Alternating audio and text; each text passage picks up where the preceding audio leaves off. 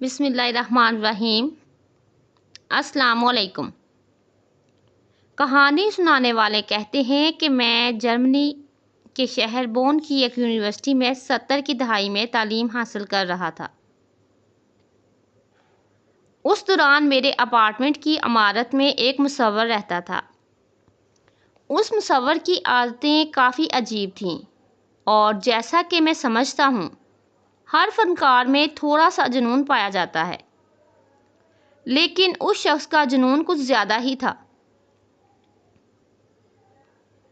وہ اکثر اپنی بالکونی میں مکمل بڑھنا کھڑا ہوتا تھا۔ جب میں یونیورسٹی سے واپس آتا، یہ منظر مجھے بہت زیادہ ناگوار گزرتا تھا، لیکن وقت گزرنے کے ساتھ ساتھ میں نے اس پر کم توجہ دینا شروع کر دی۔ تاہم اندر ہی اندر مجھے اس حرکت سے نفرت محسوس ہوتی تھی، لیکن جرمنی میں آزادی کی حدیں بہت وسیع تھیں، اس لیے میں نے یہ سوچا کہ مجھے ان چیزوں پر توجہ نہیں دینی چاہیے۔ ایک دن وہ شخص میرے ساتھ عمارت میں داخل ہوا اور ہمارے درمیان ایک مختصر گفتگو ہوئی جس نے میری اور اس کی زندگی بدل دی۔ شام بخیر، اس نے کہا۔ میں نے جواب دیا، شام بخیر، میں آپ کا ہمسایہ ہوں، میرا نام پیٹرک ہے اور میں ایک پیشہ ور مصور ہوں۔ میں نے کئی بار آپ کو دیکھا ہے کہ آپ مجھے ناپسندیدگی سے دیکھتے ہیں۔ کیا آپ مجھے بتا سکتے ہیں کہ اس کی کیا وجہ ہے؟ چونکہ اس نے خود یہ موضوع چھیڑا، میں نے سوچا کہ اسے اپنے دل کی بات بتا دوں۔ میں نے کہا، جب میں آپ کو بڑھنا دیکھتا ہوں اور آپ بالکونی میں سگریٹ پیتے ہیں تو مجھے بہت برا لگتا ہے۔ میں ایک مشرقی شخص ہوں اور ہماری روایات میں یہ چیزیں پسند نہیں کی جاتی۔ اس نے ہنس کر کہا، اس میں کیا برا ہے؟ ہم سب پیدائشی طور پر بڑھنا آتے ہیں اور یہ کپڑے وغیرہ تو انسان نے ایجاد کیے ہیں تاکہ فطرت کو چھپایا جا سکے۔ یہ بحث آگے بڑھنے لگی۔ میں نے پوچھا، تو آپ کے خیال میں ہمیں ہمیشہ بڑھنا ہی رہنا چاہیے جیسے ہم پیدا ہوئے؟ اس نے کہا، بالکل، یہ زیادہ بہتر ہے، جیسے باقی مخلوقات ہوتی ہیں۔ تو میں نے کہا، پھر سردیوں میں کیا کریں گے؟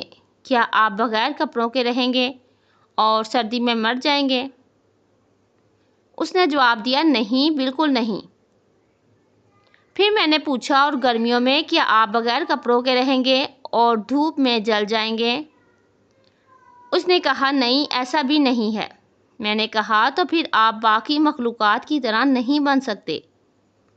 اللہ تعالیٰ نے باقی مخلوقات کو ان کی حفاظت کے لیے کچھ دیا ہے، کیونکہ وہ خود اپنی حفاظت نہیں کر سکتے، لیکن اللہ پاک نے انسان کو عقل دی تاکہ وہ کپڑا بنا سکے اور خود کو سردی اور گرمی سے بچا سکے۔ یہ وہی بات ہے جو اللہ پاک نے قرآن پاک میں بیان کی ہے۔ اس نے حیرانگی سے پوچھا، قرآن، یہ کیا ہے؟ یہ اس کی زندگی میں پہلی بار تھا جب اس نے قرآن کا نام سنا۔ ایسا لگا جیسے وہ کوئی حیرت انگیز کہانی سن رہا ہو۔ میں نے اسے اسلام اور قرآن پاک کے بارے میں بتانا شروع کیا، لیکن میری جرمن زبان اتنی اچھی نہیں تھی کہ میں اسے زیادہ تفصیل سے سمجھا سکوں۔ پھر وہ مصور روزانہ میرے آنے کا انتظار کرنے لگا تاکہ میں اسے اسلام کے بارے میں مزید بتا سکوں۔ اس میں سیکھنے کی بہت زیادہ خواہش پیدا ہو گئی تھی، جیسے وہ کسی نجات دہندہ کی تلاش میں ہو۔ وہ ایک ملحد تھا جسے یہ بھی پرواہ نہیں تھی کہ اسے کس نے پیدا کیا اور کیوں، لیکن اب وہ سوالات پوچھنے لگا اور جواب جاننے کی کوشش کرنے لگا۔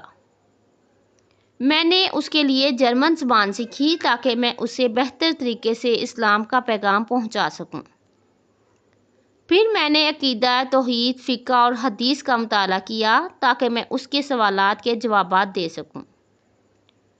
3 ماہ کے اندر اس مصور کا حال بدل گیا۔ ایک دن اس نے مجھے آ کر بتایا کہ اس نے اسلام قبول کر لیا ہے اور اس کا نیا نام یوسف ہے۔ اس نے کہا، آج میں نے اسلام قبول کیا ہے اور اس کا سارا کریڈٹ اللہ تعالیٰ کو اور آپ کو جاتا ہے۔ میں خود کو غرق ہوتے محسوس کر رہا تھا اور آپ نے مجھے بچا لیا۔ یہ سن کر میرا دل رک گیا اور میری آنکھوں سے آنسو بہنے لگے۔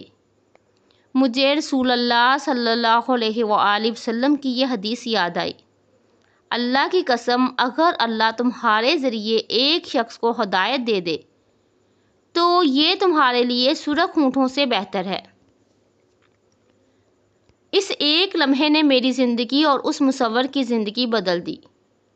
وہ شخص جس سے مجھے کبھی نفرت محسوس ہوتی تھی اب میرا سب سے قریبی دوست بن گیا ہے، اور میں نے سچائی پا لی کہ تم جسے چاہو ہدایت نہیں دے سکتے، لیکن اللہ پاک جسے چاہتا ہے ہدایت دیتا ہے۔ حقیقت میں دین کا اصل حسن اچھے اخلاق اور برتاؤ میں ہے۔ جزاک اللہ۔ آخر میں اللہ تعالیٰ سے دعا ہے ہمیں اسلام پر چلنے کی توفیق عطا فرمائے، آمین ثم آمین۔ محترم ناظرین، ویڈیو پسند آئے تو کامنٹ سیکشن میں ضرور بتائیے گا، ویڈیو کو لائک اور شیئر ضرور کیجیے گا، اور جو میرے چینل پر نئے ہیں وہ میرے چینل کو سبسکرائب کر لیجیے۔ اللہ حافظ۔